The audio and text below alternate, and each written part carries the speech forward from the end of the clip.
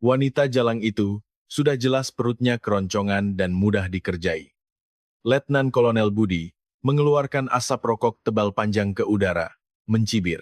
Pandangannya tertuju pada sedan hitam yang baru saja melewati pos jaga dan memasuki gedung utama di seberang lapangan apel.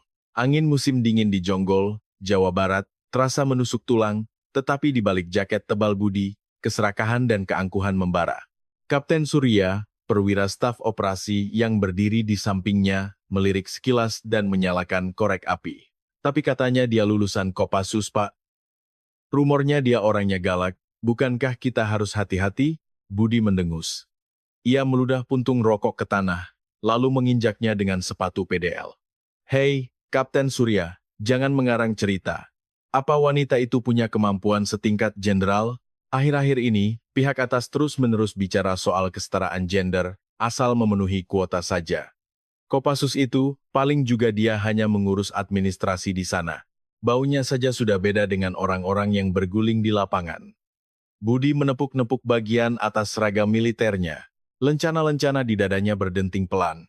Ia telah menantikan mutasi personel kali ini. Jika ia bisa memasak komandan brigade yang baru ini dengan baik, kenaikan pangkat menjadi kolonel sudah pasti di tangan. Tetapi kebetulan sekali, komandan brigade yang baru adalah seorang wanita, dan bahkan jenderal bintang 1 termuda yang lebih muda darinya. Awalnya ia merasa harga dirinya terluka, tetapi tak lama kemudian ia mengubah pikirannya. Justru bagus, mengerjai satu gadis kecil yang tidak tahu urusan lapangan itu bukan masalah. Ia berpikir, cukup sedikit menjilat, dan semua prestasi akan kurampas. Sedan hitam itu meluncur dan berhenti di depan pintu masuk gedung utama. Pengemudi dengan tergesa-gesa turun dan membuka pintu belakang. Budi langsung mengubah ekspresinya.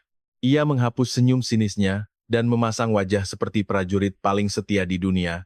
Bagai topeng, pintu mobil terbuka, dan sepasang sepatu PDL menginjak aspal. Celana PDL berlipit rapi, dan pinggang yang tegak di atasnya. Sosok yang keluar dari mobil bertubuh lebih kecil dari yang diperkirakan. Tetapi begitu ia mengangkat kepala dan melihat sekeliling, suasana di sekitarnya berubah. Brigadir Jenderal Indah Wijaya, Komandan Brigade Infanteri 35, tatapan matanya lebih dingin daripada angin menusuk di Jonggol. Wajah tanpa ekspresi, seolah emosinya telah dilenyapkan. Ia perlahan, sangat perlahan mengalihkan pandangannya ke arah Budi berdiri. Budi sejenak merasakan punggungnya merinding, tetapi ia segera menganggap itu hanya perasaannya dan berteriak lantang, "Siap, perintah, hormat kepada komandan brigade." Seruan itu menggema membelah lapangan apel. Budi menempelkan ujung jarinya di alisnya dengan tegak, memberikan hormat yang sempurna. Indah Wijaya mengangkat tangannya yang bersarung tangan, membalas hormat dengan ringan. "Perintah, cuaca dingin. Ayo semua masuk." Suaranya tidak tinggi, tidak juga rendah, kering. Budi bersorak dalam hati.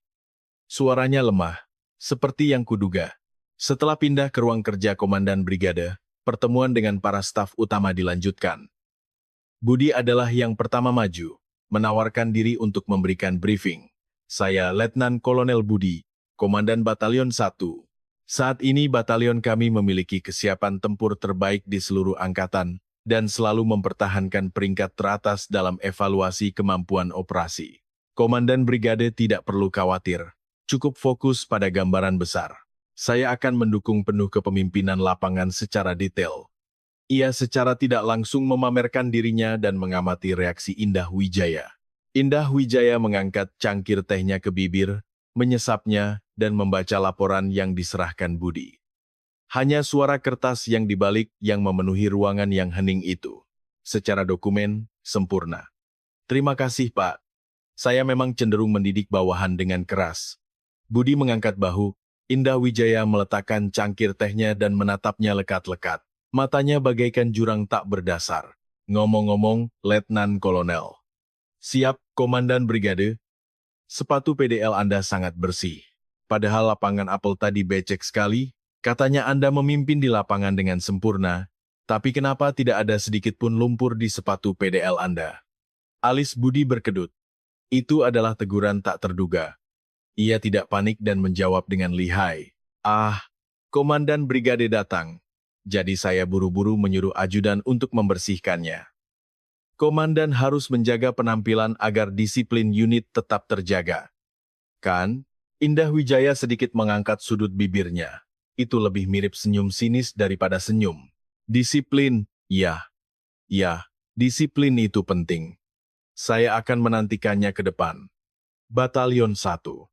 Indah Wijaya tidak melanjutkan kata-katanya dan bangkit dari tempat duduk. Budi menghela napas lega, memberi hormat dan mundur. Keluar ke koridor, Budi dengan kasar melonggarkan dasinya. Sial. Penglihatannya tajam sekali. Tapi tidak apa-apa. Dari cara bicaranya, dia hanya tipe yang suka mencari-cari kesalahan. Ia tidak tahu. Di balik pintu yang tertutup, Indah Wijaya mengeluarkan buku catatan dan menulis sesuatu. Dan ia sama sekali tidak menduga mengapa julukan Indah Wijaya saat di Kopassus adalah Malaikat Maut. Maya Sari bergumam pelan sambil melihat punggung Budi yang menjauh keluar jendela. Bau busuk menyengat. Akar busuk yang menancap sangat dalam. Akar busuk, kantor perwira staf operasi Batalion 1 tetap menyala hingga larut malam.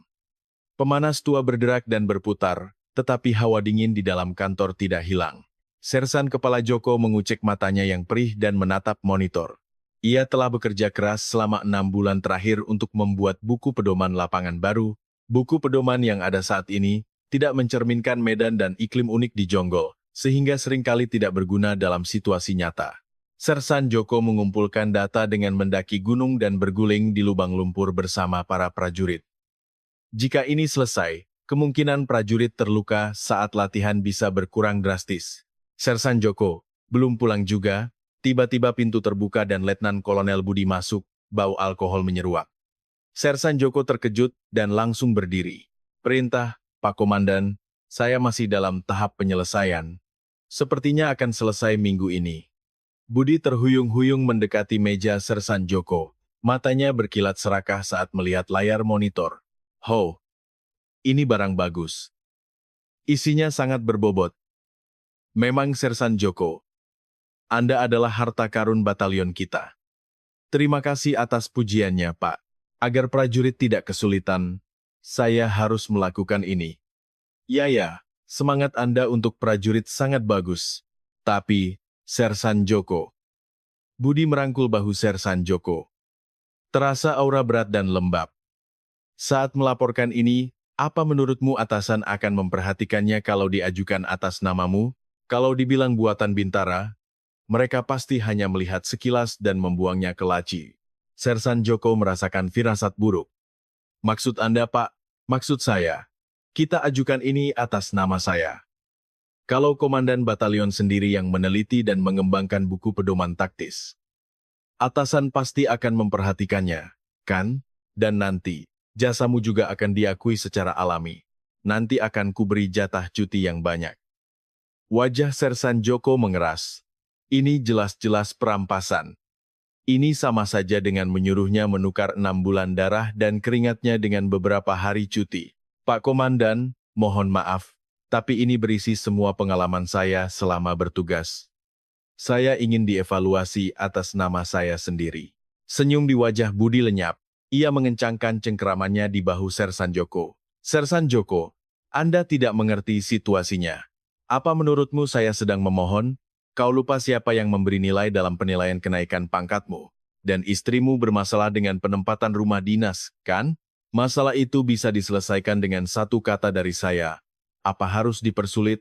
Itu adalah ancaman. Ancaman paling keji dan kotor. Sersan Joko mengepalkan tinjunya. Tangan gemetarnya ia tempelkan di pahanya. Sebagai kepala keluarga dan sebagai prajurit, konflik antara harga diri yang harus dijaga dan kenyataan berkecamuk seperti badai. Akhirnya, Sersan Joko menundukkan kepalanya. Baik, Pak Komandan, lakukan saja sesuka Anda. Hahaha. Ya, memang Sersan Joko ini bisa diajak bicara. Masukkan filenya ke USB, letakkan di mejaku, lalu pulang. Budi bersenandung riang dan meninggalkan kantor. Sersan Joko ditinggalkan sendirian di kantor yang kosong. Setetes air mata panas jatuh di wajahnya yang disinari cahaya monitor.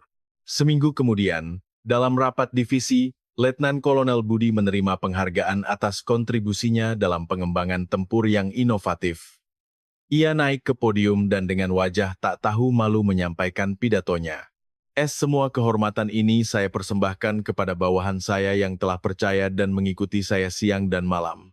Terutama, buku pedoman ini, yang saya teliti dan kembangkan sendiri di lapangan, jika bisa berkontribusi pada kemajuan militer kita, tidak ada lagi yang saya harapkan. Sersan Joko, yang duduk di barisan paling belakang, tidak bisa mengangkat kepalanya.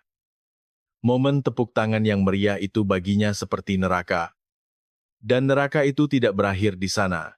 Sebulan kemudian, di suatu pagi buta saat latihan musim dingin sedang berlangsung intensif, Budi mendorong pasukannya ke medan berbahaya dengan perintahnya yang sembrono. Sesuai buku pedoman taktis, mereka seharusnya memutar, tetapi ia ingin mempersingkat waktu agar terlihat baik di mata atasan. Dorong saja, kalau terlambat, kalian yang akan bertanggung jawab, teriakan Budi meledak melalui radio. Truk militer dengan hati-hati memasuki jalan es yang beku. Dan dengan suara gemuruh, truk itu tergelincir dan terjun ke jurang. Lokasi itu menjadi kacau balau. Tidak ada korban jiwa, tetapi prajurit 2 Anwar, pengemudi, mengalami cedera parah di kakinya yang hancur. Ketika Budi tiba di lokasi setelah mendengar berita itu, bukannya memeriksa kondisi prajurit, ia malah melihat sekeliling dan berteriak, "Hei, tutup mulut, kalau ini bocor keluar, seluruh batalion kita akan masuk sel." Budi mendekati Pratu Anwar yang sedang ditandu. Ia membungkuk, seolah mencengkeram leher prajurit yang merintih kesakitan itu. "Pratu Anwar, dengarkan baik-baik, kau mengemudi sambil mengantuk. Mengerti? Bukan saya yang menyuruhmu lewat jalan ini, tapi kau yang mengantuk lalu membelokkan setir. Kalau kau bersaksi begitu, biaya pengobatan dan pensiun akan kutanggung, tapi kalau kau bicara lain, akan kubuat kau merasakan neraka selama masa dinasmu, dan akan kuberitahu orang tuamu bahwa kau hampir membunuh teman-temanmu karena kesalahanmu." Pratu Anwar ketakutan dan hanya bisa mengangguk. Budi bangkit dengan puas, "Perwira staf operasi, buat laporan. Kecelakaan biasa karena kelalaian pengemudi. Jangan sampai rekor zero accident kita pecah, jadi catat sebagai insiden kecil." Segala sesuatu tampak berjalan sesuai keinginannya. Namun, ada mata yang tersembunyi dalam kegelapan. Pada saat itu, Brigadir Jenderal Indah Wijaya, Komandan Brigade, mengunjungi pusat kendali batalion tanpa pemberitahuan dan secara kebetulan mendengar percakapan radio. Suara Budi yang samar-samar terdengar melalui radio yang berisik, "Dorong saja," diikuti oleh berita kecelakaan dan perintah untuk menutupi. Indah Wijaya berdiri di sudut pusat kendali, dalam bayangan yang tidak terlihat siapapun. Tinjunya terkepal erat hingga memutih. Saat perwira jaga di sampingnya membuka mulut dengan wajah pucat, Indah Wijaya dengan tenang meletakkan jari telunjuknya di bibirnya. "Jangan bicara apa-apa." Tatapan matanya kini bukan hanya dingin, melainkan memancarkan aura membunuh yang mengerikan. Biarkan semua catatan tetap ada. Log komunikasi, CCTV, dan bahkan suara orang itu yang mengoceh di lokasi sekarang. Semuanya, tanpa terkecuali. Indah Wijaya keluar dari pusat kendali. Bulan dingin menggantung di langit malam. Ia menatap ke arah lokasi kecelakaan, tempat Budi berada, dan menggumamkan pelan. "Letnan Kolonel Budi, Anda bukan prajurit. Anda adalah preman berseragam, malam ini akan kubiarkan. Tapi nantikan saja, akan kubuktikan betapa dalamnya dasar jurang saat kau berpikir telah mencapai puncak tertinggi." Ia mengeluarkan smartphone-nya dari saku dan mengirim pesan kepada seseorang. "Mulai rancangan. Targetnya adalah upacara kenaikan pangkat bulan depan." Angin malam di Jonggol bertiup semakin kencang. Ketenangan sebelum badai sudah pecah. Kini yang tersisa hanyalah perburuan. Lorong bangsal ortopedi Rumah Sakit Militer Cilangkap dipenuhi bau desinfektan dan udara dingin. Di luar jendela, sisa-sisa salju masih terlihat di lereng Gunung Jonggol, dan hawa dingin yang merasuk ke dalam bangsal semakin menusuk saat matahari terbenam. Di sudut bangsal, prajurit 2 Anwar berbaring di tempat tidur, kakinya digips digantung di udara, menatap kosong ke langit-langit. Yang lebih menyiksanya daripada rasa sakit di kakinya adalah ketakutan. Ingatan akan kecelakaan itu, dan tatapan mata Letnan Kolonel Budi yang berkilat serakah, terus menghantuinya. "Hei, pasien, kenapa tidak makan?" Pintu bangsal terbuka dan Sersan Mayor Haris, bintara urusan Batalion 10, masuk. Ia adalah tangan kanan Budi, dan di tangannya ada kantong plastik hitam. Di dalam kantong itu, ada roti murah dan susu. Sersan Mayor Haris langsung duduk di kursi sebelah tempat tidur, mengunyah permen karetnya dengan berisik. "Komandan Batalion khusus menyuruh saya membelikan ini." "Bersyukurlah. Kau tahu, Komandan Batalion rela melindungi seluruh batalion agar tidak memecahkan rekor zero accident karena kau." Pratu Anwar menelan ludah. Tenggorokannya terasa kering. Sersan Mayor, saya benar-benar tidak mengantuk." Komandan Batalion terus berteriak melalui radio agar saya cepat. "Hah, bajingan ini masih belum sadar." Sersan Mayor Haris mengerutkan kening dengan garang dan mendorong dahi Pratu Anwar dengan jari telunjuknya. "Hei, ada buktinya? Radio? Catatan itu sudah dihapus semua. Kita semua tahu bahwa kau mengantuk dan membelokkan setir. Kalau kau terus bicara omong kosong, bukan hanya pensiun cacat, polisi militer akan datang dan mengirimmu ke sel. Orang tuamu pasti senang sekali mendengar kau masuk sel, kan?" Mata Pratu Anwar memerah. Rasa tidak adil mencekik lehernya, tetapi tidak ada yang bisa dilakukan oleh seorang prajurit yang tidak berdaya. Sersan Mayor Haris terkekeh, melemparkan kantong roti ke atas tempat tidur, lalu bangkit. "Jaga dirimu baik-baik. Komandan Batalion sebentar lagi akan naik pangkat jadi kolonel. Kau harus tahu tempatmu." Sersan Mayor Haris keluar, dan keheningan kembali menyelimuti bangsal. Pratu Anwar menutupi kepalanya dengan selimut dan menangis terseduh-seduh. Saat itu juga, Derek, terdengar suara pintu bangsal terbuka lagi. Pratu Anwar menciutkan badannya, mengira Sersan Mayor Haris kembali lagi. Tetapi yang terdengar bukanlah suara langkah sepatu PDL yang kasar, melainkan langkah kaki yang rapi dan tenang. "Bagaimana kabarmu?" Suara itu pelan, tetapi dalam dan berwibawa. Pratu Anwar dengan hati-hati menyingkap selimutnya. Di depan tempat tidur, berdiri seorang wanita berseragam PDL. Pangkatnya Brigadir Jenderal. Satu bintang bersinar dingin di bawah cahaya lampu neon. Brigadir Jenderal Indah Wijaya, Komandan Brigade. Pratu Anwar terkejut dan mencoba bangkit. "Perintah, hormat, Komandan Brigade." Indah Wijaya mengangkat tangannya, mencegahnya. "Tetap berbaring, pasien tidak perlu hormat." Ia tidak duduk di kursi yang diduduki Sersan Mayor Haris, melainkan berdiri mengamati bangsal. Matanya menyipit saat melihat kantong roti yang tergeletak di atas tempat tidur. "Apakah makananmu sesuai selera? Makan roti juga?" "Ah, tidak, Pak." Sersan Mayor. Pratu Anwar tidak bisa melanjutkan kata-katanya. Indah Wijaya perlahan mendekati Pratu Anwar, dan sejenak menatap tangannya yang ada di atas gips. Tangan yang gemetar. "Pratu Anwar, apakah Anda sudah menelepon ibumu?" "Belum, Pak. Takut dia khawatir." "Ya, begitulah hati seorang ibu. Tapi, Pratu Anwar, di dunia ini ada hal-hal yang tidak bisa ditutupi, meskipun dicoba ditutupi. Hal yang berbau busuk pasti akan bocor keluar cepat atau lambat." Indah Wijaya mengeluarkan secarik kertas kecil dari sakunya dan menggenggamkannya di tangan Pratu Anwar. "Ini nomor telepon pribadi saya. Tidak peduli malam atau dini hari, jika Anda merasa tidak adil dan tidak bisa tidur, atau jika ada yang mencoba membungkam Anda, hubungi saya kapan saja, karena saya adalah komandan Anda, dan saya memiliki tanggung jawab untuk melindungi bawahan saya." Mata Pratu Anwar membulat. Indah Wijaya tersenyum tipis, lalu keluar dari bangsal tanpa menoleh ke belakang. Keluar ke koridor, ekspresi Indah Wijaya sangat berbeda dari saat di dalam bangsal. Ia mengeluarkan ponselnya dan menelepon seseorang. "Perwira Staf Inspektur Jenderal, sekarang juga amankan buku catatan kendaraan dan catatan pemeliharaan asli Batalion Pato. Jika ada bagian yang hilang atau bekas penghapus cairan, kalian harus memulihkannya meskipun harus dikirim ke pusat forensik." Matanya berkilat seperti binatang buas yang mengincar mangsa. Sementara itu, di kantor Komandan Batalion 1, suasana pesta. Letnan Kolonel Budi sama sekali tidak tahu bahwa Indah Wijaya telah mengunjungi rumah sakit. Merayakan penghargaan Panglima Divisi yang ia terima berkat buku pedoman taktis buatan Sersan Kepala Joko. "Hahaha, memang Sersan Joko ini Berkat kau, saya jadi bangga. Panglima Divisi sangat memuji saya. Budi duduk di sofa, menyesap whisky, dan memanggil Sersan Joko. Sersan Joko berdiri dengan ekspresi kaku. Di tangannya, ada buku catatan lapangan yang sudah usang. Pak Komandan, masalah jaminan fasilitas istirahat prajurit yang Anda janjikan. Ah, itu. Hai, apa itu penting sekarang?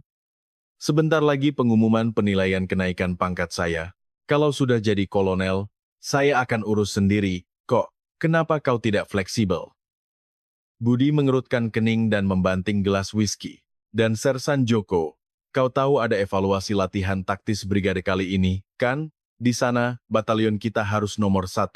Kau dan perwira staf operasi. Buat skenario yang sempurna. Ini juga akan kuajukan atas namaku, jadi perhatikan baik-baik. Sekali lagi, itu adalah paksaan. Bibir Sersan Joko bergetar. Pak Komandan, masalah buku pedoman ini juga, saya tidak kuat lagi. Saya juga punya tugas sendiri. Apa? Tidak kuat? Hei, Joko, kau sekarang melawan saya. Ya, kau jadi berani karena saya selalu mengiyakanmu? Budi bangkit dan mencengkeram leher Sersan Joko. Bau alkohol menyeruak. Kau tahu apa yang terjadi kalau saya memberi penilaian tidak layak pada penilaian kenaikan pangkatmu. Istri dan anak-anakmu akan kusir dari rumah dinas, dan kubiarkan mereka di jalanan, mau, saat itu juga. Dengan suara ketukan, pintu kantor komandan batalion terbuka. Pak Komandan, Komandan Brigade datang kunjungan. Suara panik petugas jaga membuat Budi terkejut dan melepaskan cengkeramannya dari leher Sersan Joko. Ia buru-buru merapikan pakaiannya dan menyembunyikan botol whisky di laci. Sersan Joko terengah-engah dan mundur. Tampaknya sibuk ya, Letnan Kolonel Budi. Indah Wijaya masuk dengan tenang, menyelipkan tongkat komando brigade di ketiaknya. Pandangannya dengan cepat menyapu kerah baju Sersan Joko yang kusut dan wajah Budi yang memerah. Bau whisky yang belum sempat dihilangkan masih tercium di dalam ruangan. Perintah, Komandan Brigade. Anda datang tanpa pemberitahuan tiba-tiba. Aku ingin tahu, apakah bawahanku baik-baik saja, jadi aku datang. Kalau aku memberitahu, bukankah kau akan repot bersih-bersih? Indah Wijaya duduk di sofa dan menatap Sersan Joko. Sersan Joko, ekspresimu tidak bagus. Apakah ada yang sakit? Sersan Joko menundukkan kepala. Tidak, Pak. Hanya sedikit lelah. Begitu.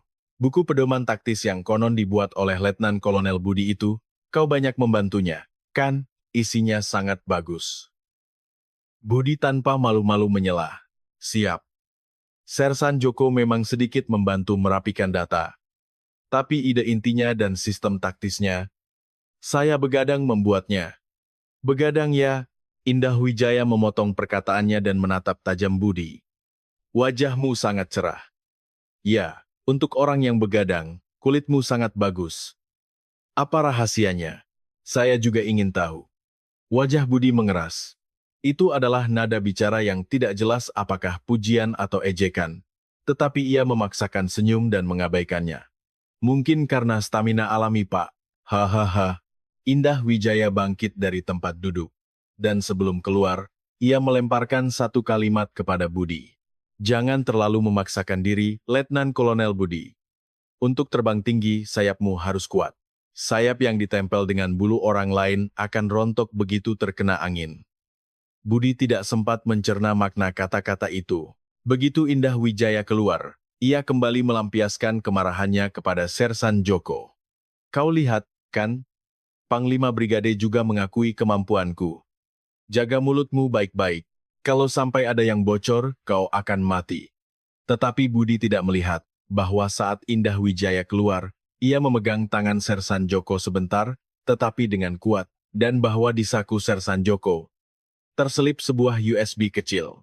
Malam itu, Sersan Joko berdiri di balkon rumah dinasnya, merokok sambil membolak-balik USB. Di dalamnya, ada catatan singkat dari Indah Wijaya. Jangan bersabar lagi. Kehormatan Anda sendiri yang menjaganya. Saya akan membantu. Jika sudah siap, beri saya sinyal. Sersan Joko menatap langit malam.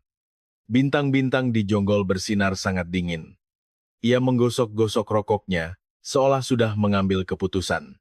Seminggu kemudian, daftar calon kenaikan pangkat diumumkan oleh Kementerian Pertahanan, seluruh Diviv 6 bergemuruh. Karena nama Letnan Kolonel Budi, Komandan Batalion 1, tercantum di baris paling atas daftar calon kolonel. Kau lihat, kan? Benar kataku. Budi bersorak di kantor Komandan Batalion. Perwira Staf Operasi dan Sersan Mayor Haris berlari datang dan menjilatnya. Selamat Pak Komandan, sekarang Anda akan jadi komandan resimen ya? Tentu saja. Ah, ini pesta. Malam ini saya yang traktir. Kumpulkan semua perwira. Budi merasa memiliki segalanya. Kecemasan selama ini, tekanan aneh dari Komandan Brigade Indah Wijaya, lenyap seketika. Memang, di militer itu yang penting prestasi dan jaringan. Ia percaya bahwa prestasi sempurna di atas kertas, yang sebenarnya ia curi, telah menyelamatkannya. Acara jamuan makan itu ramai sekali. Budi, yang menyewa seluruh restoran sate kambing termahal di kota Jonggol, mengikat dasi di kepalanya dan bernyanyi. Hei, Sersan Joko, kau minum juga. Berkat kau, saya akan dapat bintang. Budi, mabuk, menuangkan alkohol secara paksa ke punggung Sersan Joko. Sersan Joko diam-diam menanggung penghinaan itu. Para perwira di sekitarnya sibuk menjilat Budi. Pak Komandan, bagaimana reaksi Komandan Brigade? Apakah beliau tidak mengucapkan selamat? Mendengar pertanyaan perwira staf operasi, Budi mendengus. Wanita itu, dia menelepon tadi. Mengucapkan selamat, tapi suaranya sangat lirih. Dia pasti gugup karena pangkat kami tidak akan jauh beda setelah saya jadi kolonel. Kopassus, omong kosong. Ini unit infanteri. Dia pikir bisa jadi komandan hanya karena jago menembak. Ia tidak terkendali. Dalam hatinya, ia sudah menjadi seorang jenderal. Keesokan paginya, ada panggilan dari Komandan Brigade Indah Wijaya, Budi, dengan kepala yang masih pusing karena mabuk, menuju kantor Komandan Brigade. Berbeda dari kemarin, langkahnya tegap. Ia berpikir bahwa kini ia adalah calon kolonel, dan Indah Wijaya tidak bisa lagi memperlakukannya sembarangan. Perintah, Anda memanggil saya, Pak. Indah Wijaya duduk di meja, melihat dokumen. Ia tidak mengangkat kepalanya, melainkan memberi isyarat ke sofa dengan tangannya. Duduk, selamat atas kenaikan pangkat Anda, Pak. Terima kasih, Pak. Semua berkat bimbingan dan arahan luar biasa dari Komandan Brigade. Kata-kata manis keluar dari mulutnya. Baru setelah itu Indah Wijaya mengangkat kepalanya. Ekspresinya tenang seperti biasa, tetapi ada aura tak terduga yang mengalir di sekitar matanya. Anda adalah kebanggaan brigade kita. Panglima divisi juga sangat memuji Anda. Mulai dari buku pedoman taktis hingga rekor zero accident, semuanya sempurna. Pujian yang berlebihan, Pak. Saya hanya melakukan tugas saya sebagai prajurit. Maka dari itu, Letkol Budi, saya ingin upacara kenaikan pangkat Anda kali ini sedikit istimewa. Anda adalah perwira pertama di unit kita yang naik pangkat menjadi kolonel, kan? Saya ingin melakukannya secara meriah di lapangan apel, di hadapan seluruh divisi. Telinga Budi terangkat. Upacara kenaikan pangkat yang meriah, itu adalah kesempatan emas untuk memamerkan kekuasaannya. Ah, sampai segitunya Anda peduli, saya merasa terhormat sekali. Dan saya sudah menyiapkan hadiah yang sangat istimewa untuk Anda. Saya sedang membuat video yang berisi semua kerja keras dan prestasi Anda selama ini. Kalau ditayangkan di layar lebar saat upacara kenaikan pangkat, di hadapan para prajurit, bukankah itu akan menjadi contoh yang baik? Budi menunjukkan ekspresi terharu. Memang wanita itu perasa, ya, sampai menyiapkan acara seperti ini. Komandan Brigade, terima kasih banyak. Saya tidak akan melupakannya seumur hidup saya. Ya, nanti Anda akan lihat. Akan jadi video yang sangat mengesankan. Sebuah karya agung yang menunjukkan kehidupan militer Anda secara terang-terangan. Indah Wijaya mengangkat cangkir tehnya untuk menutupi bibirnya. Matanya di atas cangkir teh tampak tersenyum. Tetapi Budi tidak melihat bilah pisau tajam yang tersembunyi di balik senyum itu. Setelah Budi pergi, Indah Wijaya membuka laci. Di sana, tersimpan rapi USB yang diserahkan Sersan Joko, buku catatan kendaraan asli yang diamankan perwira staf Inspektur Jenderal, dan pernyataan prajurit 2 Anwar, persiapan sudah selesai. Ia menekan interkom. Perwira staf intelijen, apakah video upacara kenaikan pangkat sudah selesai diedit? Siap, Komandan Brigade. Sudah dimontase dengan sempurna sesuai instruksi Anda. Koreksi suara juga sudah selesai, jadi terdengar sangat jelas. Bagus. Jaga keamanan ketat, dan saat saya memberi sinyal di hari acara, segera putar. Jika ada kesalahan, kalian akan mati. Mengerti? Siap, mengerti. Indah Wijaya menutup telepon dan menatap keluar jendela. Langit jonggol mendung. Cuaca seolah akan turun salju kapan saja. Budi, bagaimana rasanya berada di puncak? Tapi ingatlah, saat jatuh, tempat yang paling sakit adalah puncak itu sendiri. Upacara kenaikan pangkat akan dilaksanakan 3 hari lagi. Budi merasa 3 hari itu seperti 3 tahun. Ia menghabiskan waktu dengan mengelus-elus pangkat kolonel yang sudah ia beli dan akan dipasang di seragam militernya. Ia tidak tahu, pangkat itu akan berakhir di lemari penyimpanan barang bukti polisi militer, bukan di dadanya. Malam sebelum upacara kenaikan pangkat, Sersan Joko sekali lagi berdiri di balkon rumah dinasnya. Di ponselnya, ada pesan singkat dari Komandan Brigade Indah Wijaya. Besok, kenakan seragam dinas dan siaga di bawah podium. Sersan Joko dengan tangan gemetar membalas pesan. Siap, mengerti. Saya percaya pada Anda, Komandan Brigade. Angin bertiup semakin kencang. Perakiraan cuaca mengatakan akan ada badai salju besok. Tetapi Sersan Joko tidak kedinginan. Ia merasa seperti mendengar musim semi datang, setelah musim dingin yang panjang dan melelahkan berakhir. Semua orang di markas menantikan pesta besok, tetapi hanya 3 orang yang tahu bahwa tokoh utama pesta itu akan berubah. Indah Wijaya, Joko, dan prajurit 2 Anwar yang terbaring di rumah sakit. Istana pasir yang dibangun Budi sudah siap diterjang ombak. Kini yang tersisa hanyalah menunggu saat ombak besar menerjang. Pagi hari upacara kenaikan pangkat di Jonggol, salju turun deras seperti yang diperkirakan, mencatat rekor. Butiran salju yang turun seolah langit berlubang, menutupi dunia dengan warna putih. Tetapi hati Letnan Kolonel Budi, Komandan Batalion 1, secerah mungkin. Ia merapikan seragam dinasnya di depan cermin rumah dinas. Seragam yang disetrika rapi seperti pisau, lencana-lencana yang berkilauan, dan medali-medali di dadanya bersinar terang di bawah cahaya lampu neon. Ia tersenyum puas pada pantulan dirinya di cermin. Ya Budi, kau sudah berjuang keras. Akhirnya kau sampai juga di sini. Ia mengeluarkan pangkat kolonel yang sudah ia siapkan sebelumnya dan meletakkannya di telapak tangannya. Terasa berat. Untuk mendapatkan satu ini, berapa banyak alkohol yang ia minum, berapa banyak pujian yang ia berikan. Masa lalu yang ia lewati dengan menjilat bahkan kepada komandan brigade muda lulusan Kopassus itu, melintas di benaknya seperti flashback. Sayang, di mana pindasi saya? Ia berteriak ke arah kamar tidur. Istrinya berlari keluar, memasangkan pindasi di dadanya, dan heboh. Aduh, suami saya hari ini lebih gagah. Akhirnya saya akan dipanggil Ibu Komandan Resimen. Ah, tentu saja. Setelah upacara selesai, kita langsung ke Jakarta untuk pesta perayaan, oke? Budi bersenandung riang dan keluar dari pintu depan. Pengemudi mobil dinas nomor 1 yang sudah menunggu dengan hormat membukakan pintu. Begitu naik mobil, ia langsung menelepon perwira staf operasi. Halo, persiapan acara berjalan lancar kan? Siap, Komandan. Salju turun cukup banyak, jadi prajurit sedang sibuk membersihkan salju. Bagian podium lapangan apel sudah dibersihkan dengan sangat rapi. Bagus. Hei, meskipun prajurit kedinginan, suruh mereka bekerja keras. Katanya Panglima Divisi juga mungkin akan datang hari ini. Kan? Bahaya kalau tergelincir.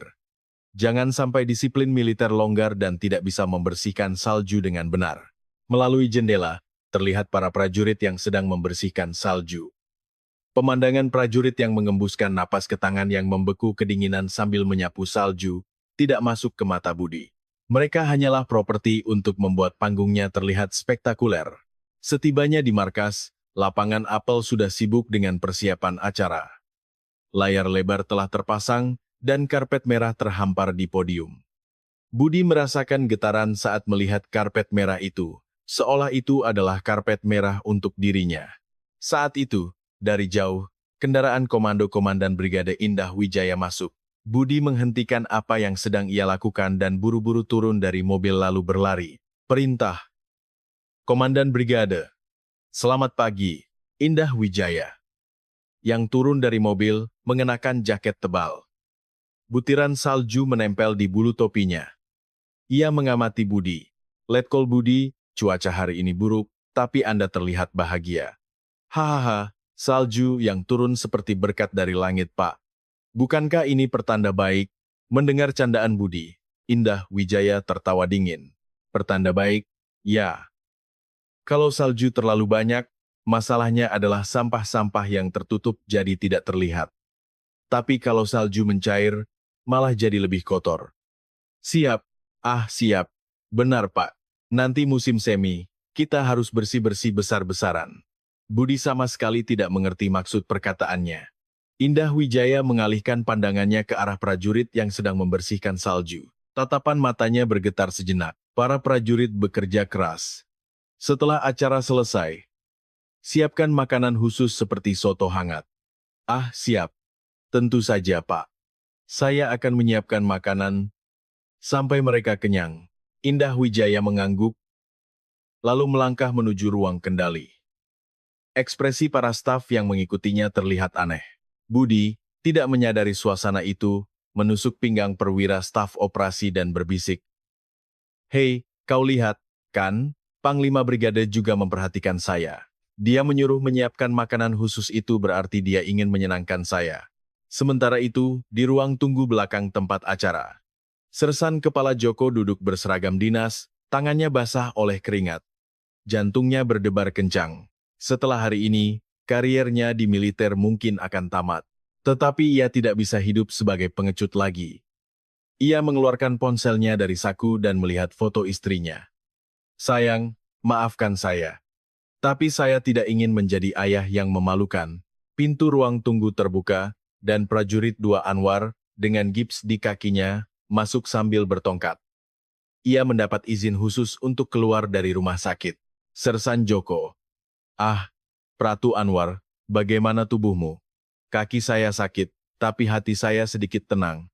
Hari ini benar-benar akan berakhir, Pak. Sersan Joko menepuk bahu Pratu Anwar. Ya, Komandan Brigade sudah berjanji. Mari kita percaya dan menunggu. Kedua orang itu saling berpandangan, bertukar tatapan serius. Di luar, terdengar suara latihan fanfare band militer. Suara itu terdengar seperti trompet perang yang mengumumkan keberangkatan ke medan perang.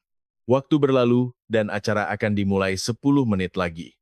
Seluruh pasukan berbaris di lapangan apel, lautan seragam hijau militer di atas hamparan salju putih. Para prajurit kedinginan, tetapi podium dipenuhi semangat. Para komandan divisi utama dan tamu undangan sudah duduk, dan Budi duduk di kursi utama dengan kaki menyilang penuh keangkuhan. Brigadir Jenderal Indah Wijaya berdiri di tengah podium. Ia tidak memegang mikrofon, melainkan perlahan melihat sekeliling, menatap para prajurit yang berbaris di bawah podium satu persatu. Ribuan pasang mata tertuju padanya. Kalian semua kedinginan, kan? Suaranya yang bukan melalui mikrofon, menggema dengan aneh. Bersabarlah sebentar. Saya sudah menyiapkan pertunjukan kembang api yang sangat panas, cukup untuk melelehkan dingin hari ini. Budi terkekeh sendiri mendengar perkataan itu. Kembang api, maksudnya kembang api perayaan kenaikan pangkatku, memang skalanya beda. Ia melihat Sersan Joko dan Pratu Anwar berdiri di bawah podium. Oh, kenapa mereka ada di sini? Tepat saat ia hendak bertanya kepada perwira staf operasi, suara pembawa acara menggelegar melalui pengeras suara. Sekarang akan kita laksanakan upacara selamat atas kenaikan pangkat Letnan Kolonel Budi dan penyerahan penghargaan unit terbaik. Perintah. Siap, acara pun dimulai. Badai salju semakin kencang, dan jarum jam yang akan menentukan nasib Budi bergerak menuju tengah hari. Ia tersenyum cerah dan bangkit dari tempat duduk, sama sekali tidak tahu bahwa tempat ia berdiri bukanlah karpet merah, melainkan guyotin. Lagu kebangsaan Indonesia Raya dikumandangkan dengan musik yang megah. Budi meletakkan tangan di dada dan menyanyikan lagu kebangsaan. Tidak ada rasa cinta tanah air. Ia hanya senang karena lagu itu menjadi latar belakang kesuksesannya. Setelah lagu kebangsaan selesai, tiba-tiba giliran puncak acara. Selanjutnya, Komandan Brigade akan menyerahkan piagam penghargaan dan menyampaikan ucapan selamat kepada Letnan Kolonel Budi. Budi dengan gagah berani berjalan ke tengah podium. Brigadir Jenderal Indah Wijaya sudah menunggunya. Di tangannya ada piagam penghargaan. Budi memberi hormat. Perintah. Indah Wijaya membalas hormat dengan wajah tanpa ekspresi. Lalu ia memegang mikrofon. Letkol Budi, bagaimana perasaan Anda hari ini? Siap, ini adalah kehormatan yang tak terhingga sebagai seorang prajurit. Semua kehormatan ini saya persembahkan kepada tanah air dan unit. Suara Budi bergema lantang di seluruh lapangan apel melalui pengeras suara. Indah Wijaya tersenyum tipis. Tanah air dan unit. Ya, Anda memang pandai bicara. Kenaikan pangkat kolonel yang sangat Anda inginkan, dan piagam penghargaan ini, apakah benar-benar Anda peroleh dengan kemampuan Anda sendiri? Seketika keheningan melanda area acara. Budi panik. Apa maksudnya ini? Ini tidak ada di naskah. Ah, Komandan Brigade, candaan Anda keterlaluan. Hah, ia berusaha tertawa untuk menutupi. Tetapi tatapan mata Indah Wijaya tidak tertawa. Ia mencengkeram erat mikrofon. Sebelum saya memberikan piagam penghargaan kepada Anda hari ini, saya ingin memberikan penghargaan yang sebenarnya pantas Anda terima. Mari kita semua lihat layar ini. Indah Wijaya mengangkat tangannya, menunjuk layar lebar. Budi menatap layar dengan mata penuh harapan. Ia mengira akan muncul gambar-gambar dirinya yang gagah memimpin prajurit atau adegan latihan. Dengan suara KIK, layar menyala. Tetapi yang muncul bukanlah musik yang megah. Bersamaan dengan noise yang berdesir, muncul pemandangan kantor yang familiar. Kantor Perwira Staf Operasi Batalion 1. Di layar, Budi terlihat mabuk, mencengkeram leher Sersan Joko. Kau tahu apa yang terjadi kalau saya memberi penilaian tidak layak pada penilaian kenaikan pangkatmu? Istri dan anak-anakmu akan kuusir dari rumah dinas, dan kubiarkan mereka di jalanan, mau? Suaranya disiarkan langsung ke seluruh lapangan apel melalui speaker berkinerja tinggi. Hah! Gumaman pecah dari antara para prajurit yang berbaris di lapangan apel. Para pejabat divisi yang duduk di kursi tamu juga langsung berdiri. Wajah Budi menjadi pucat pasi. Hei, apa ini? Matikan! Cepat matikan! Ia berteriak dan berusaha berlari ke arah layar. Tetapi Indah Wijaya menghalanginya. Kecil namun kokoh, Komandan Brigade memancarkan aura menekan yang membuat Budi terhuyung. Belum selesai. Terus tonton. Layar berganti. Kali ini, itu adalah lokasi kecelakaan truk yang terbalik di jalan bersalju. Adegan Budi mengancam wajah Pratu Anwar yang berlumuran darah terlihat jelas, di close up. Akan kubuat kau merasakan neraka selama masa dinasmu, dan akan kuberitahu orang tuamu, bahwa kau hampir membunuh teman-temanmu karena kesalahanmu. Tidak ada bedanya dengan iblis. Para prajurit sangat terkejut. Kemarahan berkecamuk seperti badai salju, mengetahui bahwa komandan mereka melakukan hal seperti itu di belakang mereka. Budi hampir jatuh ke tanah, kakinya lemas. Tidak, itu semua rekayasa. Itu jebakan. Siapa yang berani-beraninya membuat lelucon seperti ini di upacara kenaikan pangkat yang sakral? Ia berteriak, menatap tajir ke arah Sersan Joko. Joko, ini perbuatanmu kan? Beraninya kau menjual atasanmu. Saat Budi hendak menyerang Sersan Joko, Indah Wijaya mencengkeram bahunya. Dengan jurus bela diri Kopassus yang ia kuasai, ia memelintir lengan Budi dan menguasainya. Arah! Bersamaan dengan jeritan Budi, ia berlutut. Indah Wijaya berbisik pelan di telinganya. Jangan bergerak. Terlihat jelek. Ia kembali memegang mikrofon. Letkol Budi. Atau lebih tepatnya, Saudara Budi. Yang Anda curi bukan hanya buku pedoman taktis Sersan Joko. Anda mencuri kepercayaan bawahan, Anda mencuri kehormatan prajurit, dan Anda mencuri masa depan seorang prajurit.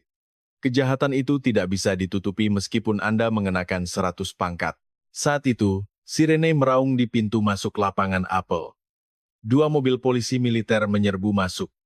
Para polisi militer yang turun dari mobil melompat ke atas podium. Letnan Kolonel Budi, Anda ditangkap atas tuduhan pelanggaran hukum militer, penyalahgunaan wewenang, ancaman, dan pemalsuan dokumen resmi. Para polisi militer memborgol kedua lengan Budi. Borgol perak terpasang di pergelangan tangannya.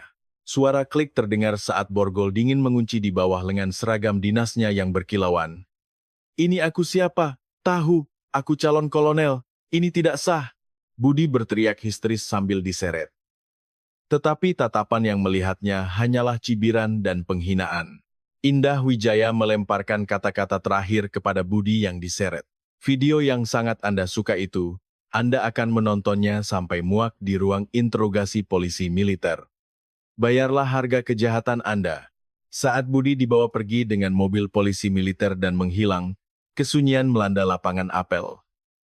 Butiran salju masih berputar kencang. Indah Wijaya merapikan pakaiannya yang sedikit kusut dan melihat ke bawah podium. Sersan Kepala Joko, Prajurit 2 Anwar, maju ke atas podium. Kedua orang itu dengan ragu-ragu naik ke atas podium. Indah Wijaya merobek piagam penghargaan yang seharusnya diterima Budi dan mengeluarkan piagam penghargaan baru dari dalam bajunya. Piagam penghargaan ini harus kembali ke pemilik aslinya. "Sersan Kepala Joko, buku pedoman taktis Anda adalah aset berharga bagi militer kita. Saya sangat menghargai kerja keras Anda." Indah Wijaya memberi hormat kepada Sersan Joko. Sersan Joko meneteskan air mata yang ia tahan dan langsung memberi hormat. "Perintah." "Terima kasih. Terima kasih, Komandan Brigade." Kemudian Indah Wijaya memegang tangan prajurit 2 Anwar. "Pratu Anwar, maafkan saya karena tidak bisa melindungi Anda sebagai komandan. Itu bukan kesalahan Anda. Sekarang, dapatkan perawatan dengan tenang dan kembali bertugas dengan sehat." Ribuan prajurit yang berkumpul di lapangan apel mulai bertepuk tangan tanpa diperintah. Awalnya pelan, tetapi kemudian menjadi sorakan gemuruh yang menembus badai salju. Wah! Di tengah sorakan itu, Indah Wijaya akhirnya tersenyum cerah. Itu bukan senyum kemenangan, melainkan senyum lega seorang dokter yang telah memotong bagian yang busuk. Ia memegang mikrofon dan memberikan perintah terakhir. "Acara hari ini berakhir di sini. Seluruh pasukan, pindah ke kantin. Makan siang hari ini adalah makanan khusus dari saya." Perintah. Seruan hormat para prajurit terdengar lebih kuat dari sebelumnya. Rancangan sempurna dari Komandan Brigade lulusan Kopassus itu berhasil menggulingkan komandan yang korup dan mengembalikan kebanggaan unit. Di atas lapangan apel jonggol yang tertutup salju, sinar matahari hangat keadilan sejenak terlihat. Maya Sari menatap langit. Udara dingin terasa segar. Pembersihan sudah selesai. Ia dengan ringan mengibaskan tongkat komandonya dan turun dari podium. Di belakang jejak sepatu PDL-nya, terukir jalan bersalju yang bersih. Udara di ruang interogasi polisi militer Diviv 6 terasa dingin dan berat. Yang lebih menusuk daripada angin musim dingin di jonggol yang menyusup melalui jeruji besi adalah tatapan mata Budi yang penuh dendam saat diinterogasi. Ia menggebrak meja dengan tangan yang diborgol dan berteriak keras. "Hei, penyelidik, kau tahu kita satu angkatan kan? Lepaskan ini, sudah berapa kali ku bilang, itu semua rekayasa wanita jalang itu." Video itu sudah dimanipulasi. Penyelidik polisi militer yang duduk di depannya menggaruk dahinya dengan ekspresi canggung. Budi terkenal memiliki jaringan luas di divisi. Tersebar rumor bahwa jika ia langsung ditahan, banyak perwira yang akan terseret. "Letkol Budi, tenanglah. Buktinya terlalu jelas. Rekaman kamera pengawas dan bahkan suara sudah diproses. Bagaimana bisa ditutupi? Pihak atas juga mengawasi. Jangan bercanda, ya." Jadi, Kepala Staf Logistik Divisi, Kolonel Heru, apa yang dia lakukan? Saya sudah menyumbang berapa banyak kepadanya, kenapa dia membiarkan saya begitu saja? Budi kehilangan akal dan melontarkan kata-kata terlarang.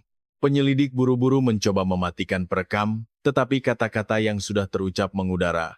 Pada saat yang sama, di ruang kerja Komandan Brigade Infanteri 35, Brigadir Jenderal Indah Wijaya menatap salju di luar jendela. Keributan di upacara kenaikan pangkat telah berakhir, tetapi ia tahu bahwa memotong satu Budi saja tidak akan mencabut semua akar busuk ini. Budi hanyalah ekor. Tok-tok.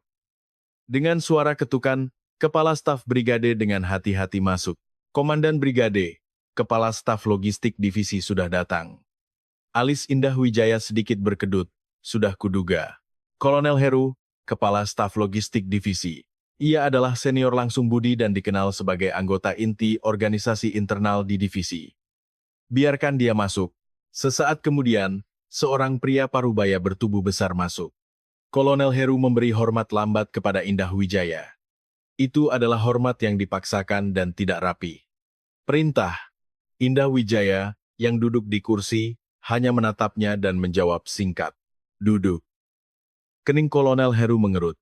Ia jelas tidak senang diperlakukan demikian oleh seorang wanita yang jauh lebih muda darinya dan memiliki pangkat yang lebih rendah. Tetapi lawan adalah jenderal, dan ia adalah kolonel. Ia berusaha menyembunyikan ketidaknyamanannya dan langsung duduk di sofa. Komandan Brigade, bukankah Anda terlalu berlebihan setelah baru menjabat? Hati Panglima Divisi sangat tidak nyaman. Heru menggunakan bahasa formal, tetapi nadanya penuh duri, seolah menegur junior yang belum dewasa. Menangkap penjahat itu berlebihan. Saya hanya bertindak sesuai hukum militer. Tidak, hukum dan keadilan itu bagus, tapi harus ada fleksibilitas, Pak. Apa itu penghinaan di hari upacara kenaikan pangkat? Tamu-tamu dari luar juga hadir. Masalah yang bisa diselesaikan dengan sidang disipliner saja, kenapa harus memanggil polisi militer dan memborgolnya? Ini mencoreng wajah seluruh divisi kita. Heru mengetuk meja dengan jarinya, memberikan tekanan halus. Letkol Budi, teman saya itu kemampuannya bagus. Dia hanya sedikit ceroboh karena terlalu bersemangat. Mengapa Anda berniat menghancurkannya? Berhentilah. Saya akan memberikan santunan yang cukup kepada bintara bernama Sersan Joko itu, agar dia tidak menuntut hukuman. Dan bagaimana jika Letkol Budi diselesaikan dengan pencopotan jabatan saja? Itu bukan tawaran, melainkan ancaman. Upaya untuk menekan dengan pangkat yang lebih rendah, tetapi dengan pengalaman dan koneksi. Indah Wijaya mengangkat cangkir tehnya ke bibir. Suara cangkir teh yang diletakkan memecah kesunyian. Kolonel Heru, apakah Anda sekarang menyuruh saya terlibat dalam upaya menghilangkan bukti kejahatan? Apa? Menghilangkan bukti? Anda bicara sangat menyakitkan. Saya hanya ingin ada kompromi demi stabilitas unit, Pak. Masa depan Komandan Brigade cerah, tidak perlu menciptakan musuh di sini, kan? Lulusan Kopassus mungkin tahu banyak tentang lapangan, tapi sepertinya Anda belum paham betul soal administrasi atau cara kerja militer. Heru meremehkan Indah Wijaya. Mata Indah Wijaya berubah tajam. Apa militer ini pasar? Kompromi itu dilakukan dengan rekan kerja, bukan dengan musuh. Orang yang menghisap darah bawahan dan menggemukkan perutnya sendiri bukanlah rekan kerja, melainkan musuh. Musuh dari dalam. Wajah Heru memerah padam. Beraninya seorang jenderal wanita yang begitu muda, dan seorang kolonel seperti dirinya, dimarahi. Harga dirinya terluka, tetapi pangkat adalah kekuatan. Jadi ia tidak bisa terang-terangan mengumpat. Percuma bicara dengan Anda. Baiklah, lakukan saja sesuka Anda. Tapi jika Letkol Budi angkat bicara, Komandan Brigade juga tidak akan aman. Jika teman itu membocorkan dugaan penggelapan dana operasional brigade atau apapun, Komandan Brigade juga harus dicopot dari jabatan, di mana ada orang yang tidak ada debu di tubuhnya. Heru mengambil tasnya dan bangkit dari tempat duduk. Perintah, ia bergumam sangat pelan, hampir tidak terdengar, lalu meninggalkan ruangan. Pintu tertutup dengan suara brak, menggema di ruang kerja Komandan Brigade. Indah Wijaya mengepalkan tinjunya. Sudah kuduga. Mereka akan mencoba mencoreng nama Indah Wijaya untuk menyelamatkan Budi. Tetapi Indah Wijaya tidak takut. Sebaliknya, seolah sudah menunggu, ia mengeluarkan sebuah buku catatan tua dari laci yang dalam. Malam itu, seorang tamu tak diundang datang ke rumah dinas Sersan Joko. Itu adalah para komandan Kompi Batalion 1, orang-orang dekat Budi. Mereka menggedor pintu rumah dinas Sersan Joko sambil tercium bau alkohol.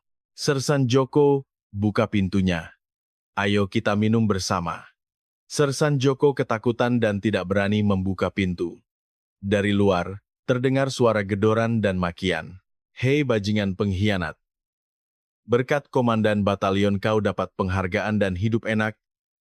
Sekarang kau menusuk dari belakang. Kau pikir akan nyaman hidup di markas ini.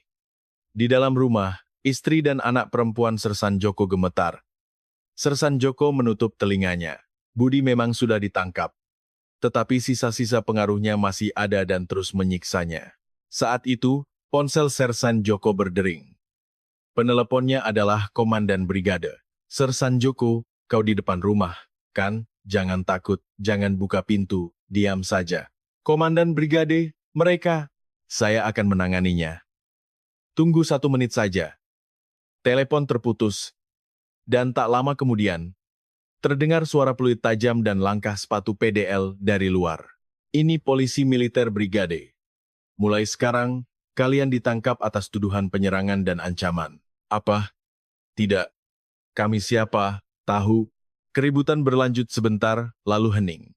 Sersan Joko dengan hati-hati melihat layar interkom, dan terlihat polisi militer menahan dan menyeret para komandan kompi yang membuat keributan. Dan di belakang mereka, berdiri Indah Wijaya. Ia mengangguk ke arah kamera interkom. Itu adalah sinyal untuk meyakinkan. Sersan Joko terduduk di tempatnya, meneteskan air mata lega. Indah Wijaya menatap para komandan kompi yang diseret dan bergumam dingin, mencabut cabang busuk, tapi jamur beracun tumbuh dari akarnya. Baiklah, aku akan mencabut semuanya. Ia mengeluarkan ponselnya dan mengirim pesan kepada seseorang. Operasi tahap 2 dimulai. Targetnya adalah Kolonel Heru, Kepala Staf Logistik Divisi. Kini giliran memutus tali yang dipegang Budi. Maya Sari menatap langit malam. Salju sudah berhenti, tetapi kegelapan semakin pekat. Namun, ia tahu, semakin pekat kegelapan, semakin terang bintang bersinar. Satu bintang di bahunya bersinar sangat dingin. Keesokan harinya, seluruh divisi dalam keadaan siaga.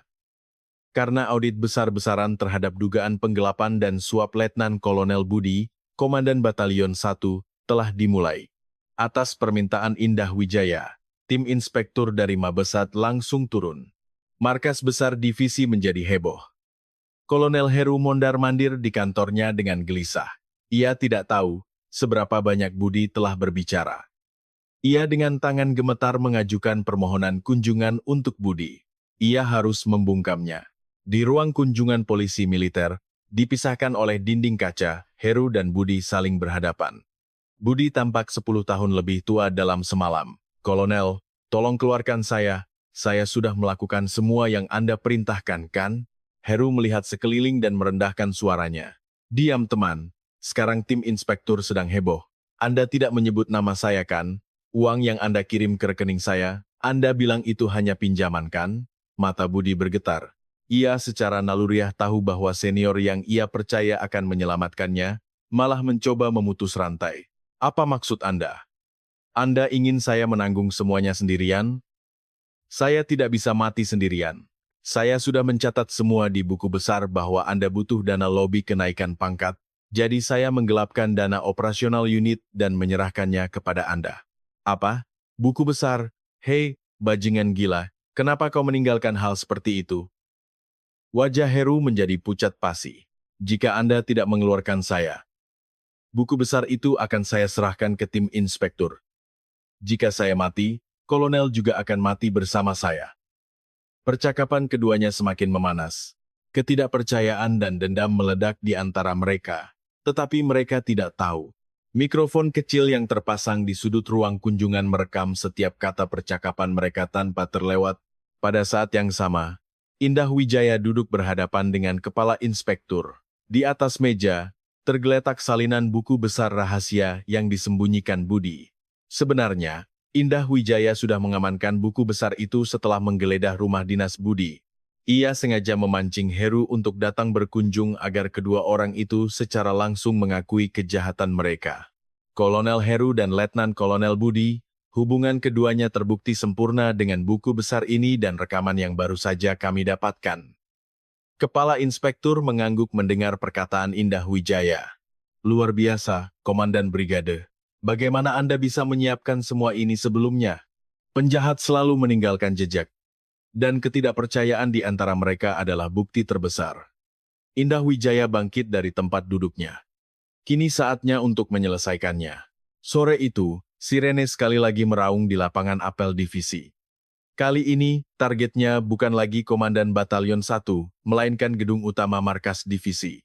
Penyelidik TNI Angkatan Darat menyerbu masuk dan menggeledah kantor Kolonel Heru. Apa-apaan ini? Saya Kepala Staf Logistik Divisi.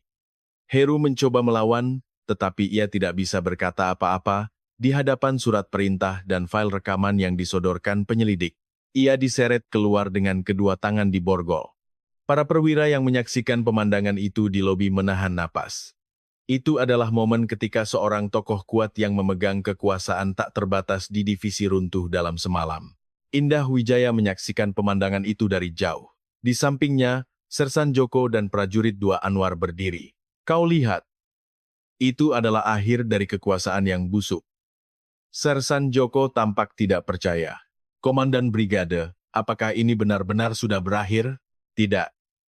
Ini baru permulaan. Akan butuh waktu lama untuk membangun kembali sistem yang mereka rusak. Tapi setidaknya, sekarang tidak ada lagi yang akan mengganggu kalian. Indah Wijaya menepuk bahu Sersan Joko. Sersan Joko, buku pedoman taktis yang kau buat itu akan secara resmi diadopsi oleh Mabesat. Atas namamu. Mata Sersan Joko membelalak. Benarkah Pak? Ya. Dan Pratu Anwar. Indah Wijaya menatap Pratu Anwar. Anda sudah saya atur untuk menjalani perawatan di Erspad Gatot Subroto sampai sembuh total. Keputusan pensiun cacat saya serahkan kepada Anda. Tapi saya ingin Anda kembali bertugas dengan sehat dan mengenakan seragam militer. Karena militer kita membutuhkan prajurit jujur sepertimu. Pratu Anwar, yang bertongkat, memberikan hormat yang canggung. Air mata mengalir di pipinya. Perintah, saya pasti akan kembali. Pasti. Indah Wijaya tersenyum hangat kepada keduanya. Senyum itu berbeda dari tatapan dingin yang ia tunjukkan di hari upacara kenaikan pangkat. Itu adalah senyum yang mengandung kehangatan seorang komandan sejati. Beberapa hari kemudian, sinar matahari hangat kembali menyinari Jonggol, menandakan datangnya musim semi. Budi dan Heru, serta para perwira yang bersekutu dengan mereka, ditahan atau dicopot dari jabatan. Divisi Infanteri 35 mengalami krisis besar, tetapi semakin kuat. Indah Wijaya membuka lebar-lebar jendela ruang kerja Komandan Brigade. Udara segar masuk. Di lapangan apel yang bersih dari debu kotor, para prajurit berlari dengan semangat. Suara komando mereka menggema dengan penuh vitalitas. 1, 2, 3, 4. Indah Wijaya menatap plakat namanya di atas meja. Brigadir Jenderal Indah Wijaya, Komandan Brigade. Bobot nama itu terasa begitu nyata. Akhirnya aku bisa bernapas lega. Ia menyesap kopi. Merasa lebih bergairah memotong korupsi dengan pena dan hukum sekarang, daripada saat ia mengarahkan senapan ke jantung musuh di masa Kopassus. Perangannya memang telah berakhir, tetapi perjuangan untuk menjaga kedamaian dalam arti lain akan terus berlanjut. Pandangannya tertuju pada lambang unit berbentuk kunci yang tergantung di dinding. Kunci yang membuka pintu kokoh yang tertutup. Ia bertekad untuk menjadi kunci itu. Perintah, ia meneriakkan semboyan hormat dengan tenang namun tegas ke udara. Itu adalah momen ketika rancangan sempurna terwujud. Azalea mulai bermekaran di lereng Gunung Jonggol. Udara berat dan pengap yang menyelimuti markas selama musim dingin, menghilang seolah tidak pernah ada. Suasana musim semi sepenuhnya terasa di Brigade Infanteri 35 Diviv 6. Namun, yang lebih menakjubkan daripada perubahan musim adalah udara di dalam markas. Kantin Batalion Dosepsan. Meskipun jam makan siang, dapur dipenuhi vitalitas. Jika dulu hanya terdengar suara piring bergesekan dan teriakan perwira, kini tawa para prajurit memenuhi tempat itu. Hei, sate kambing hari ini banyak sekali, ya. Benar-benar bikin kenyang, kualitas makanan langsung beda setelah komandan batalion diganti. Para prajurit mengagumi tumpukan daging di piring mereka. Setelah dana makanan yang digelapkan Budi dieksekusi dengan benar, pemandangan di meja makan pun berubah. Saat itu, pintu kantin bergemuruh. Perintah, siap. Komandan brigade masuk. Saat para prajurit hendak bangkit dari makan mereka, Komandan Brigade Indah Wijaya mengangkat tangan untuk mencegahnya. Duduk. Jangan berdiri saat makan, terus makan. Indah Wijaya sendiri mengambil piring makanan dan berdiri di depan meja distribusi. Petugas dapur panik dan gemetar memegang sendok besar. Komandan Brigade, kami sudah menyiapkan khusus di kantin perwira. Saya juga prajurit, dan kalian juga prajurit, tidak ada alasan tempat makan kita berbeda. Beri saya porsi biasa. Ia bercampur dengan para prajurit dan duduk di meja. Para prajurit di sekitarnya tegang, gerakan sendok mereka terhenti, tetapi Indah Wijaya tidak peduli dan menyendok nasi besar-besar ke mulutnya. Enak, memang kekuatan itu dari nasi. Melihat sikapnya yang sederhana, ketegangan para prajurit sedikit demi sedikit mengendur. Seorang prajurit yang duduk di depannya, dengan berani bertanya, "Komandan Brigade, apakah benar Letnan Kolonel Budi, mantan komandan batalion, ditangkap oleh polisi militer? Ada rumor bahwa dia pergi ke tempat yang bagus. Masih ada ketidakpercayaan di antara para prajurit. Mereka terlalu sering dibohongi." Indah Wijaya meletakkan sendoknya dan menatap lurus mata prajurit itu.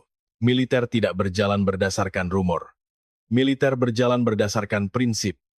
Saudara Budi telah dijatuhi hukuman penjara dan ditahan di penjara militer. Dia tidak akan pernah bisa mengenakan seragam militer lagi. Saya janji. Dengan jaminan tegasnya, wajah para prajurit cerah. Sore harinya, Indah Wijaya menuju lapangan apel.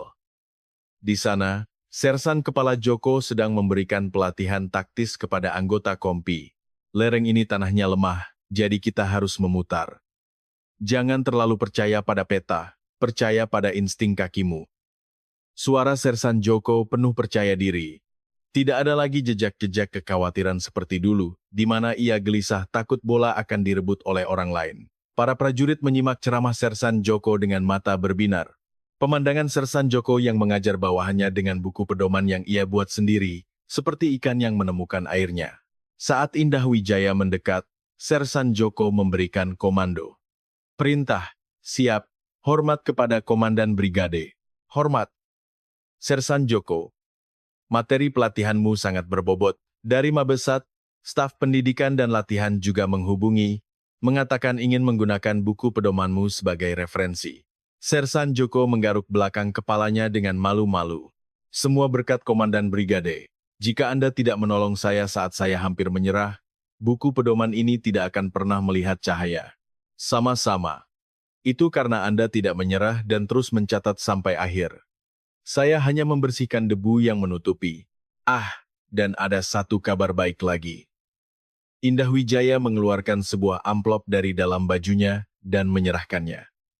Masalah penempatan rumah dinas Anda sudah beres. Bulan depan, Anda bisa pindah ke rumah dinas baru. Tinggallah dengan nyaman bersama keluarga. Sersan Joko menerima amplop itu dan tidak bisa berkata-kata. Masalah yang tidak bisa diselesaikan meskipun ia memohon kepada Budi, kini terselesaikan dengan mudah karena berpegang pada prinsip. Terima kasih banyak. Mata Sersan Joko berkaca-kaca. Indah Wijaya tersenyum dan menepuk bahunya. Kepala keluarga bisa bekerja dengan baik di luar, jika rumahnya nyaman. Ke depan, saya mohon jaga prajurit kita dengan baik. Indah Wijaya kembali naik ke kendaraan komando. Pemandangan markas yang terlihat dari jendela mobil damai. Musim dingin yang keras penuh korupsi telah berlalu, dan di tempatnya, tunas-tunas kepercayaan mulai tumbuh. Namun, Indah Wijaya tidak lengah. Karena ia telah belajar dengan pahit di masa Kopassus bahwa sistem itu mudah dirusak, tetapi membutuhkan waktu lama untuk membangunnya kembali. Pengemudi, ayo ke rumah sakit militer. Ada yang harus saya periksa. Tujuan berikutnya adalah rumah sakit militer markas. Merawat luka-luka yang belum sembuh. Itu adalah tugas terakhir seorang komandan. Dan 6 bulan kemudian, musim gugur tiba, Padang Cipatat diwarnai keemasan. Hari ini adalah ulang tahun berdirinya Brigade Infanteri 35 dan upacara penyerahan penghargaan kepada para prajurit berprestasi. Itu adalah lapangan apel yang sama persis dengan tempat upacara kenaikan pangkat palsu Budi setahun yang lalu. Tetapi suasana hari ini sangat berbeda. Bukannya ekspresi kesal dari prajurit yang dipaksa datang, lapangan apel dipenuhi wajah-wajah penuh harapan dan kebanggaan. Di atas podium, berdiri Komandan Brigade Indah Wijaya. Ia telah mengubah sepenuhnya unit ini selama setahun terakhir. Administrasi pameran telah lenyap, digantikan oleh latihan yang realistis dan manajemen unit yang transparan. Mulai sekarang, penyerahan penghargaan kepada para prajurit berprestasi akan dimulai. Yang namanya dipanggil, silakan naik ke podium. Sesuai panggilan pembawa acara, seorang bintara dan seorang prajurit berjalan maju dengan gagah berani. Piagam penghargaan Panglima TNI, Sersan Kepala Joko. Sersan Joko menerima piagam penghargaan dengan tangan gemetar. Itu bukan piagam penghargaan Komandan Batalion atau Panglima Divisi, melainkan piagam penghargaan Panglima TNI. Buku pedoman lapangan yang ia buat telah diedarkan ke seluruh angkatan, dan jasanya diakui. Selamat, Sersan Joko. Sekarang seluruh Angkatan Darat akan melihat buku pedoman yang mencantumkan namamu. Terima kasih, Pak. Kehormatan ini saya persembahkan kepada Komandan Brigade dan rekan-rekan seperjuangan yang telah bersama-sama dalam suka dan duka. Suara Sersan Joko menggema lantang. Dan giliran berikutnya, piagam penghargaan prajurit teladan, prajurit Kepala Anwar, sorakan pecah dari bawah podium. Prajurit Kepala Anwar. Ia adalah prajurit 2 Anwar yang kakinya terluka dalam kecelakaan truk setahun lalu, dan bahkan disarankan untuk pensiun cacat. Ia secara ajaib kembali ke unit setelah menjalani rehabilitasi yang gigih, dan kini berdiri tegak sebagai prajurit kepala. Pratu Anwar masih sedikit pincang, tetapi langkahnya lebih gagah dari siapapun. Ia berdiri di depan Indah Wijaya, kau kembali. Hanya satu kalimat singkat dari Indah Wijaya membuat mata Pratu Anwar memerah. Perintah. Saya datang untuk menepati janji saya kepada Komandan Brigade, bahwa saya pasti akan kembali. Meskipun kaki saya tidak seperti dulu, semangat saya adalah prajurit terbaik. Indah Wijaya sendiri memasang piagam penghargaan dan karangan bunga di dada Pratu Anwar, dan meskipun tidak ada dalam peraturan, ia memeluknya erat. Di balik seragam PDL yang kokoh, terasa detak jantung prajurit itu. Terima kasih, karena tidak menyerah. Kau adalah pahlawan sejati brigade kita. Lapangan apel dipenuhi tepuk tangan yang menggema. Itu bukan tepuk tangan paksaan. Itu adalah tepuk tangan hormat dan ucapan selamat yang keluar dari hati yang tulus. Setelah semua acara selesai dan matahari terbenam, Indah Wijaya naik sendirian ke atap gedung utama brigade. Ia bersandar di pagar dan menatap langit jonggol yang memerah. Angin dingin berembus, tetapi ia tidak lagi merasa dingin.